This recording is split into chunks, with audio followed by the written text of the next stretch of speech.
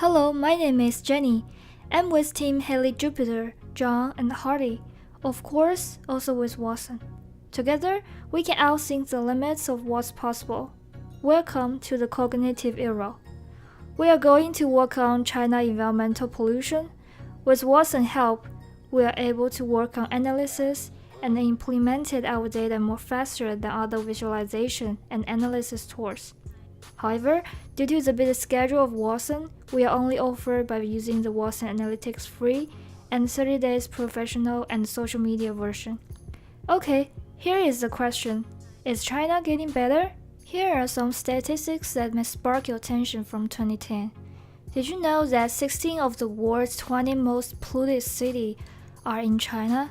How about over half of groundwater in China has been deemed unsafe? Study also finds that 29% of Bay Area particulate pollution comes from the other side of Pacific. So how about now? By looking into the national dataset from 2011 to 2014, the average of China pollution by province only increased by 2%. However, at the same time, the water pollution increased by 7%.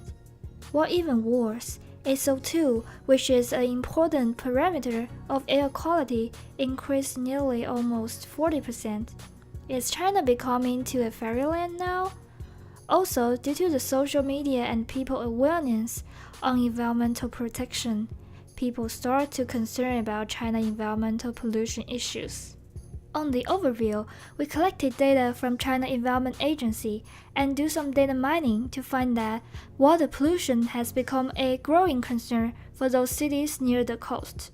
On the other side, air pollution is growing in all those cities who focus their industry on coal mining. The color means the darker the worst. However, by those two graphs, it's not easy to find out the difference between by years. Let's see if we dig in more and separate it into water and air. For water, we draw two interesting graphs. The first one is based on water increase rate. This graph is a turnover point, because as we can see, the water pollution actually increased more, not on the coasting side, but on the midwestern part of China. Usually, they are low GDP cities. It brings us a question. What is the relationship between GDP and the water increase rate? After analyzed, we found out some interesting facts. You can see that on the left hand, we select some provinces which are wealthy. However, their water pollution increase rate are low. On the other side, those provinces with low GDP have higher water pollution increase rate. It's easy to conclude that GDP and water pollution have an inverse relationship.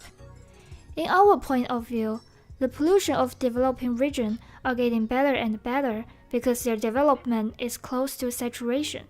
While the city close to saturation, it will intend to care more about other factors, such as environment. Here is one more graph to show the relationship between economic and water pollution. The green line shows GDP increase rate, which are all positive and growing fast.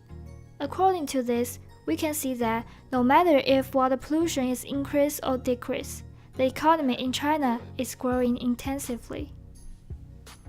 We also did some research on the fact that the pollution in the inland areas of China are increased. Then we found that it is because of a nationwide strategy. They called it Western Development Strategy. This strategy is a shift of the country's economic focus. It helps transfer the development from the economically saturated areas and rich coastal region in eastern of China to the inland areas of the west. And due to this strategy, energy demand has risen accordingly. From the strategy, we can see that Chinese are eager to explore a more direct supply path from the inland, and no surprise, it caused more environmental pollution in their land. China air pollution is also the other really interesting topic that will be covered in next couple slides. From this graph, which is analyzed by Watson Analytics social media, we can easily see that people care more about Beijing air pollution instead of other cities. We collected validated data from US ambassador in Beijing, which they posted PM 2.5 index hourly to analyze the air quality in Beijing. Fine airborne particulate pollution called PM2.5 because the particles measure less than 2.5 mm in diameter can cause health problems such as asthma and lung damage and exacerbate heart disease. Here is a trend of PM2.5 value per day by year, which we can easily explain it. In winter and spring, Beijing has its central heating system. It is largely powered by coal, which is around 168 million metric tons. Because of this, PM2.5 rates are always high during that period. On the following graph below can also simply show that the PM2.5 rate didn't change that much over the years.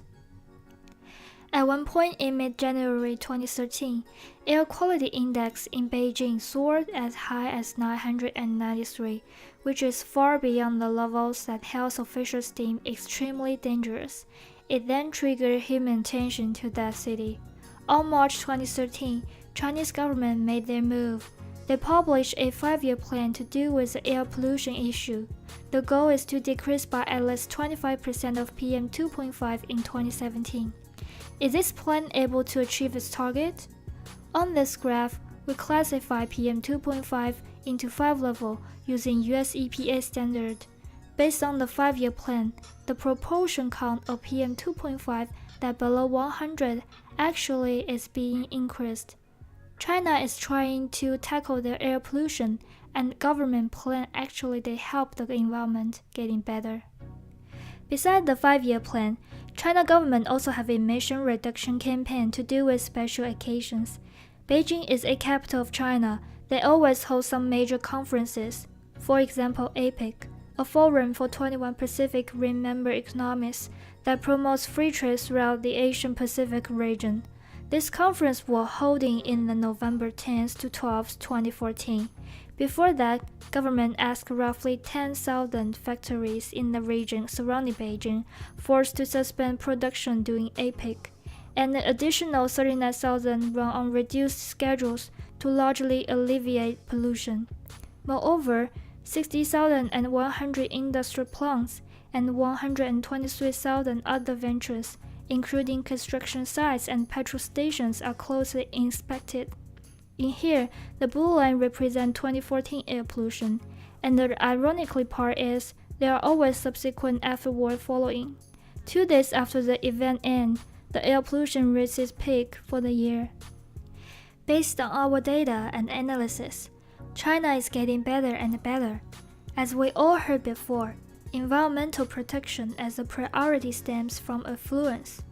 For US, it only started in 1970s, not earlier. But in China, it's only just beginning. Currently, China's economic growth is strongly powered by cheap coal. This is why China has posed a challenge to the country's war on pollution. The government has just announced that they will cut their greenhouse gas emission intensity per unit of GDP by 40 to 45% below 2005 levels by 2020. And hopefully, China environment strategy will be working in the near future. To what extent is the question that following?